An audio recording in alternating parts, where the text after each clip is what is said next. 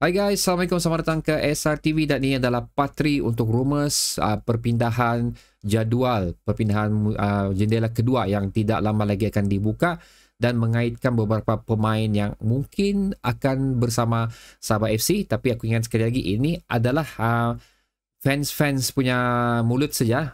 Sabah FC sendiri belum mengeluarkan sebarang statement lagi mengenai pemain-pemain yang sudah aku sebut dan bakal aku sebut sebentar lagi. Dan kedua pemain yang aku share dengan kamu sebentar lagi ni, aku rasa kamu sendiri sudah tahu, tapi mereka adalah pemain import dan aku akan share dia punya little bit of statistik kedua pemain ni. Dan di penghujung video ni aku akan share dengan kamu satu benda penting jugalah tentang apa yang actually bakal berlaku. So stay tune untuk sampai ke penghujung video ni. So jom kita mulakan share mengenai dua player ni. Okey guys, seperti mana kamu tahu, dua player yang berada dalam list pimpinan pasukan Sabah FC sekarang ni adalah, satu adalah Diaz dan satu lagi adalah Hamilton sendiri. Ini pun hangat diperkatakan sekarang, especially Diaz ni, nama dia baru muncul sewaktu Sabah FC melepaskan Njoku. Nama Diaz muncul, tapi Hamilton tetap menjadi perbincangan buah mulut minat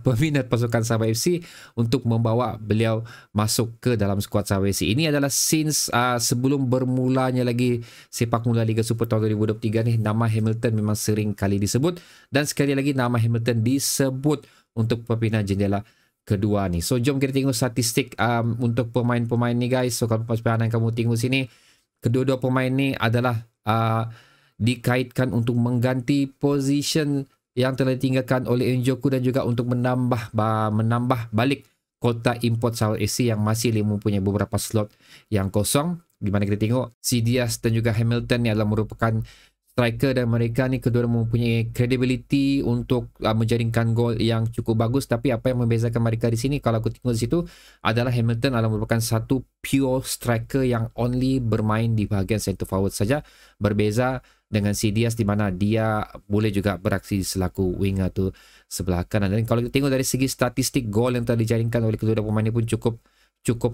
hampir sama juga. Yang membezakan mereka adalah jumlah permainan yang telah kedua pemain ini turun, di mana Hamilton telah turun sebanyak 25 perlawanan dan menjaringkan 15 gol, manakala Diaz telah menjaringkan sebanyak 18 perlawanan dan telah menjaringkan 11 gol, assist yang cukup sama juga. Itu kita tengok situ. Dan kalau dari segi kontrak pula guys, difahamkan di sini, ini adalah again data yang aku ambil daripada transfermarkt.com. Kedua-dua player ini akan tamat kontrak pada hujung bulan 5. So aku telah membuat sedikit research apa semua. Aku cuba sebaik yang mungkin untuk melihat status kedua pemain ini di klub mereka masing-masing.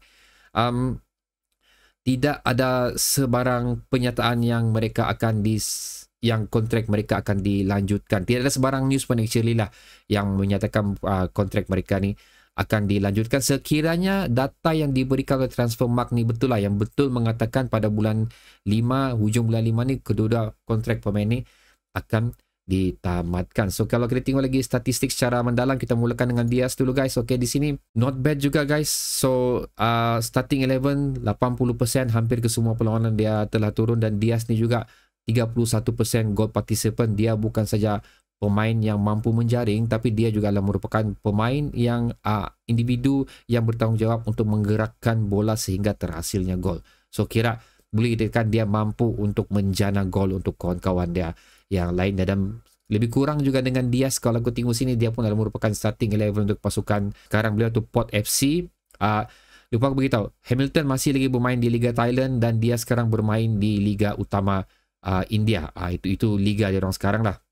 So Hamilton ni 86% starting 11, so merupakan memang pemain harapan untuk Port FC juga, dan beliau pun mempunyai gol participant yang cukup bagus tu, sebanyak 39 gol participant, telah membuat sebanyak 5 assist. So apa yang membezakan antara kedua pemain ni lagi, okay, kalau kita tengok secara mendalam lagi rekod si Diaz ni, okay, ada satu akhbar yang telah aku dapatkan di sini, aku share dengan kamu. Tajuk akhbar tu berjudul "Budak Nakal JDT dikaitkan dengan Sabah FC, 3 momen Pereira Diaz tidak akan dilupakan fans."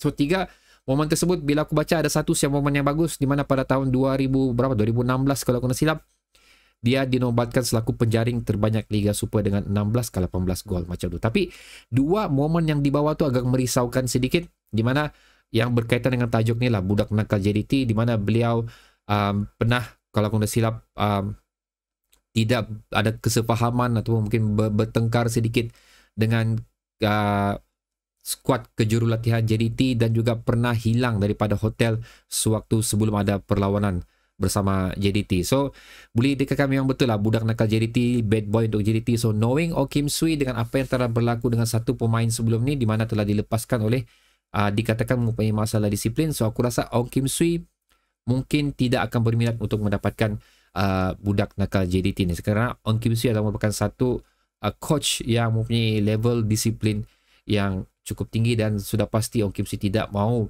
membawa masalah masuk ke Sabah FC. Untuk Hamilton pula guys, kalau aku share sekali lagi dengan kamu rekod yang telah beliau lalui setakat ni untuk saingan Liga Amerika tahun 2023 ni, dia melalui satu season yang cukup bagus, walaupun klub dia bukan berada di kedudukan tertinggi, tapi again jumlah jaringan gol yang telah dilakukan memang cukup bagus. So aku rasa untuk mendapatkan Hamilton keluar daripada Port FC adalah merupakan satu tugas yang cukup besar juga, dan aku yakin bayaran yang Hamilton dapat di Port FC agak tinggi dan mungkin memberi masalah untuk Sabah FC sekiranya ingin mendapatkan beliau untuk beraksi di liga tempatan kita lah. So untuk rumours ni guys, aku boleh katakan yang memang no-go, agak sukar untuk direalisasikan. Again, kenapa? Satu, Diaz mempunyai masalah disiplin. Satu lagi adalah Hamilton, walaupun kontrak dikatakan hampir tamat pada hujung bulan 5, tapi untuk mendapatkan beliau mempersetujui kontrak baru yang mungkin diberikan kepada beliau oleh Sabah FC, aku rasa beliau akan demand kontrak yang cukup tinggi berdasarkan reputasi beliau di sepanjang beraksi di Liga Thailand. Ada satu lagi benda yang aku mau share dengan kamu seperti mana aku tekan di awal video ni. Ini adalah hasil daripada perkongsian daripada Scene 92. So aku suka komuniti SRTV ni, sungguh informatif. Banyak orang memberikan data juga, tapi yang menarik perhatian aku adalah Scene 92 ni, di mana dia ada mengatakan sini sudah si Docs explain baru-baru ni yang dia hendak ambil pemain import dari Liga Malaysia. Itu keyword dia. Dia tidak akan ambil pemain import dari Liga Malaysia. Dia cari luar negara punya. Dia menafikan semua kabar angin import-import dari Liga Malaysia. So aku ada terdengar sedikit angin-angin jugalah yang betul apa yang dikatakan oleh Scene 92 ni, yang import yang cuba ditarget atau dibawa masuk di dalam skuad Sabah FC ni memang bukan pemain yang berada di liga tempatan kita. So dia di sebelah-sebelah Europe sana. Tapi bukan Europe, sebelah-sebelah benua Europe sana lah. Itu. So aku tidak mau reveal sepenuhnya dari part mana, negara mana yang player di dalam perhatian Sabah FC sekarang.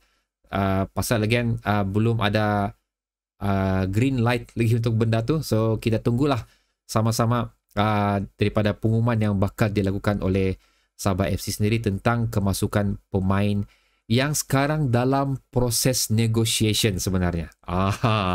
Itu sebenarnya guys. So again, minta maaf aku tidak mau reveal dulu dari mana pemain tu. Cuma aku yang dapat tahu ada negotiation telah dilakukan terhadap satu pemain ni, yang of course dia adalah striker daripada benua Eropah sana. So dalam under negotiation contract, kalau iya, so dia akan bersama kita. Tapi kalau tidak dapat mencapai kata sepakat mengenai kontrak, so mungkin ada perubahan lagi lah tentang pemain mana yang bakal dimasukkan. So again, itu adalah bilang orang information sedikit yang dapat aku terima lah. So aku tidak akan reveal sepenuhnya, kita tunggu pengumuman dari Sabah FC. So untuk video ni guys, sampai part 3 ini seperti mana aku janjikan. So sila letakkan komen kamu juga di ruang komentar di bawah mengenai dua player yang telah aku sebut ni, walaupun aku katakan mereka ni tidak mungkin akan join Sabah FC. Tapi apapun, aku rasa syok untuk dibincangkan lah. So sila letakkan pendapat kamu di ruang komentar di bawah. Sehingga berjumpa lagi di video seterusnya guys. Assalamualaikum.